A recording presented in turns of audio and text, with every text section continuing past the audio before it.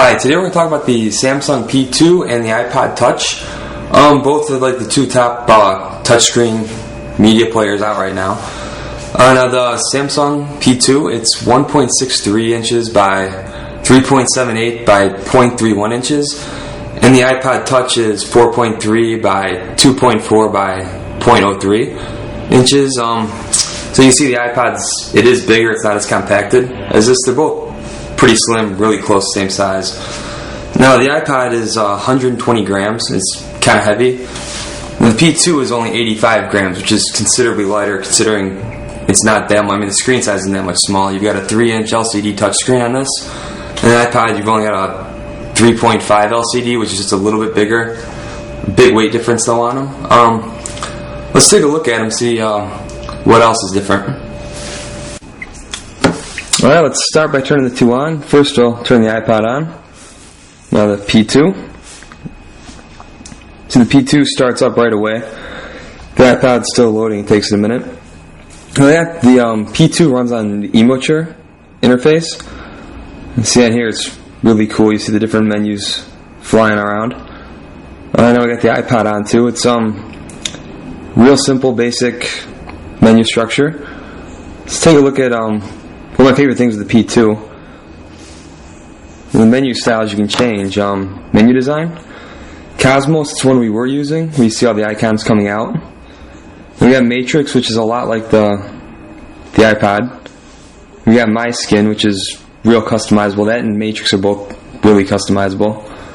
What's also real nice on these is you can change the fonts on the P2. You've got 3 different fonts you can choose from. You can't do that on the Apple unless you download a hack. Head back out. And here you just touch what you're looking for, music. Everything here, same thing, music. They both have a photo viewer on them. You can pick, on the P2, pick a photo. Go to the menu on it. You see the screen on this is beautiful. You can see the image on here really nice. Select as My Skin.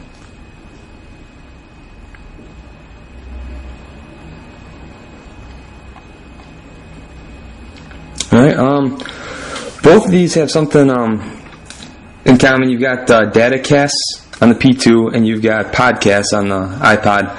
They're both basically the same thing. You both have photo viewers on them. This you have album artwork. When you're cycling through music, you can go ahead and check the different album covers. On the iPod, you've got cover flow, which is similar things, just different styles on them.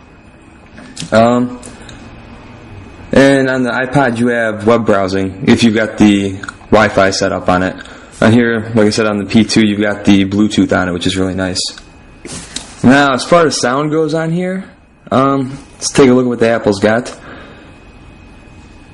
You go to music, EQ. You just got the Apple EQ. You got a list of different options you can choose.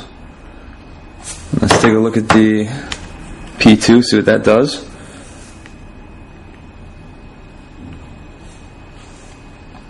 Go to the music menu. At sound effects, you got street mode. You can turn on and off. Means it can be clear for when you're walking down the street. It drowns out all the noise in the background. And you've got your clarity you can set. Then we've got DNSE, which is kind of like the EQ, except it's the 3D music on it. You can go under User, under DNSE. Then you set your 3D bass, and your EQ, customize it to however you want it to be, which is really cool. I think on here you can do a lot with that. And as far as features, they've got let's go out the main menu on both of these. Okay, for features on here, the P2, you've got the FM radio. You've got an FM radio recorder, so you can record what's on the radio. And you've got a voice recorder, so you've got your digital voice recorder built in on this, which is really nice. On the iPod, what you've got is You got a contacts thing, a stopwatch, calculator. They both have a calendar built into them. They both have an alarm built in, and you can change the wallpaper on both of them, which is pretty neat. They're both relatively comparable. It depends on what exactly it is you're looking for. As you see, they're both pretty stylish units. Not a lot of buttons on the outside of them because they're both touchpads or touch screens, so you don't need a lot on the outside. As far as some of the specs on these, the audio files played by the P2 are MP3s, WMEs, and OGGs. The iPod's got ACC, MP3, Apple lossless Wave, and AIFF files. Now the iPod's got Wi-Fi internet on it, but it does not have Bluetooth. The P2 has Bluetooth 2.0, which supports two headsets at the same time, so you could, in reality, have three people listening to the same P2 at once, which is kind of cool. Video files wise, the P2 runs MPEG-4 SVI and WMV9. The iPod's got MPEG-4, and you've got H.264 file types on it. And the battery wise, they both run 5 hours of video, so they're completely equal on that. The battery life for the iPod is 22 hours for audio playback.